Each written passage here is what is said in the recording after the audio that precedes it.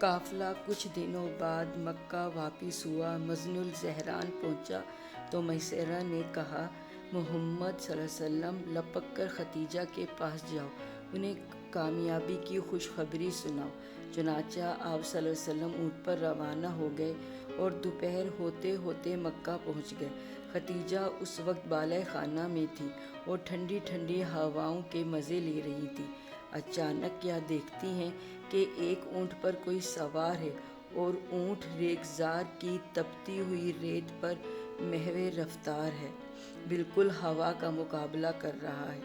خدیجہ نے سوار پر نظریں گاڑ دیں کہ پہچانے کون ہے۔ وہ سوار کچھ اور قریب ہوا، کچھ اور قریب ہوا، دیکھا تو محمد صلی اللہ علیہ وسلم ہیں، ان کے گھر کی طرف بہت تیزی سے بڑھ رہے ہیں۔ آپ صلی اللہ علیہ وسلم دروازے پر پہنچے تو خدیجہ نے بڑے خلوص سے استقبال کیا اور خیریت سے واپس آنے پر خوشی کا اظہار کیا۔ پھر آپ صلی اللہ علیہ وسلم نے بڑے اچھے انداز میں سفر کا پورا حال سنایا، کاروبار کی بھی رویداد بیان کی کہ کیا بیچا، کیا خریدا اور کتنا نفع اٹھایا۔ خدیجہ پورے شوق اور دلچسپی سے ساری داستان سنتی رہی، دل ہی دل میں اش اش کرتی رہی۔ آپ صلی اللہ علیہ وسلم کی باتوں سے انہیں بڑی خوشی ہو رہی تھی۔ آپ صلی اللہ علیہ وسلم کی خوش کلامی ان کے دل کو بھا رہی تھی اور آپ صلی اللہ علیہ وسلم کی ایمانداری اور سچائی ان کو مو رہی تھی۔ پھر اس بار تجارت میں بے انتہا برکت ہوئی، اتنی کہ اور کبھی نہ ہوئی تھی۔ اس سے بھی وہ بہت متاثر ہوئی۔ پھر میسرہ آیا اور اس کی زبانی آپ صلی اللہ علیہ وسلم کے حالات سنے تو دل خوشی سے لبریز ہو گیا، اور پھر اتنی حیرت اور مسرت ہوئی، اتنی ہوئی جس کا کوئی ٹھکانہ نہ تھا۔ میسرہ نے بتایا کہ آپ صلی اللہ علیہ وسلم کس طرح تجارت کی، معاملات میں کتنی سچائی اور ایمانداری دکھائی، اور پھر کس قدر ان کے مال تجارت کی فکر رکھی اور جان و دل سے اس کی حفاظت کی۔ پھر راہب نستور کا واقعہ سنایا۔ آپ صلی اللہ علیہ وسلم کے بارے میں اس نے جو خوشخبری دی تھی وہ بھی سنائی۔ پھر بولا، ایک واقعہ اور ہوا جس میں حیران رہ گیا۔ سفر سے ہم لوگ واپس ہو رہے تھے، میرے ساتھ 2 اونٹ تھے، دونوں اونٹ تھک کر جواب دے چکے تھے۔ میں بہت پیچھے، اندیشہ ہوا کہ کہیں قافلہ آگے نہ بڑھ جائے اور میں تنہا نہ رہ جاؤں۔ چنانچہ جلدی سے میں محمد صلی اللہ علیہ وسلم کے پاس گیا اور ان کو سارا حال بتایا۔ یہ سن کر پہلے تو انہوں نے دونوں پیروں کو سلائے، پھر نکیل ہاتھ میں لی اور ان کو ہنکایا، اور اب وہ اس طرح اچھلنے لگے جیسے کچھ ہوا ہی نہ تھا۔ خدیجہ بہت حیران ہوئی، بولی، بھائی ان میں تو بڑی عجیب و غریب خصوصیات ہیں۔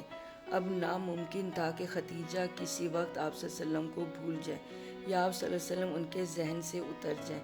جہاں ہوتی آپ صلی اللہ علیہ وسلم ہی کا تذکرہ کرتی اور جس سے ملتی آپ صلی اللہ علیہ وسلم ہی کے گن گاتی۔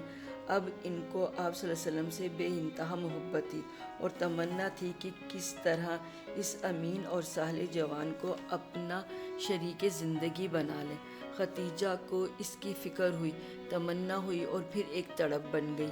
یہی خدیجہ تھی، ہاں یہی خدیجہ جن کو قریش کے بڑے بڑے رئیسوں نے نکاح کا پیغام بھیجا تھا اور انہوں نے ہر ایک کو ٹھکرا دیا تھا، ہاں ٹھکرا دیا تھا اور لاپرواہی سے رخ پھیر لیا تھا۔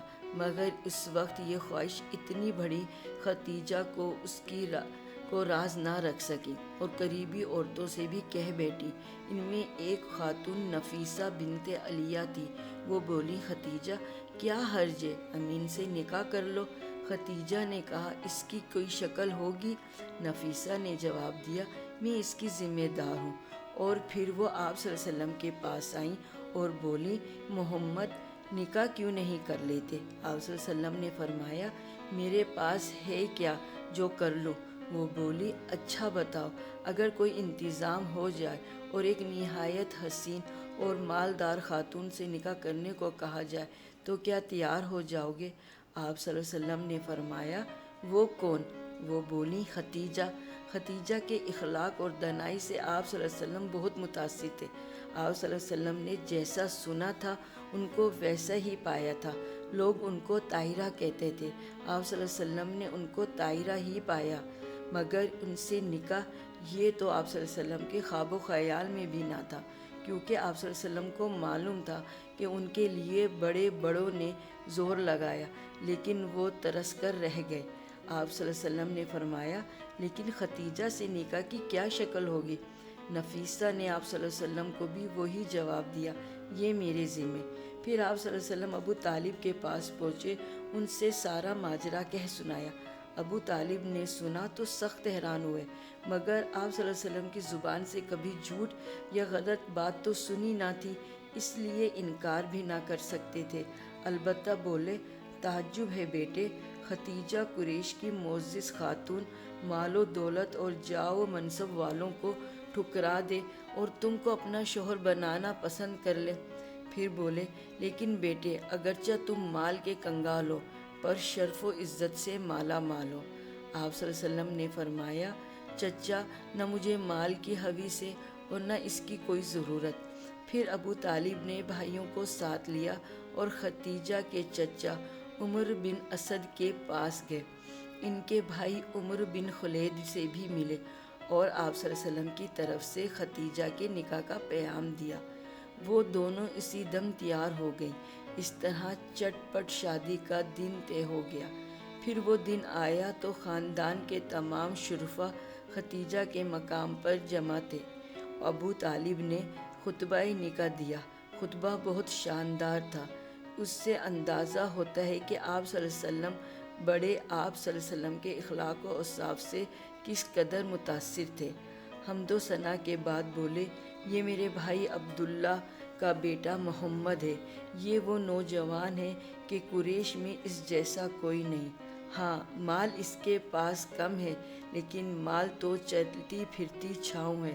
محمد میرا عزیز ہے، یہ تم سب جانتے ہو۔ وہ خلید کی بیٹی ختیجہ سے نکاح کرنا چاہتا ہے اور میرے مال سے 20 اونٹ مہر مقرر کرتا ہے۔ باخدا اس کا مستقبل انتہائی شاندار ہے۔ اس طرح یہ مبارک تقریب انجام پا گئی اور خاتون قریش امین قریش کے گھر آ گئی۔ اس وقت حضور اکرم صلی اللہ علیہ وسلم کی عمر 25 سال 2 ماہ 10 دن تھی اور بی بی ختیجہ کی عمر 40 سال تھی۔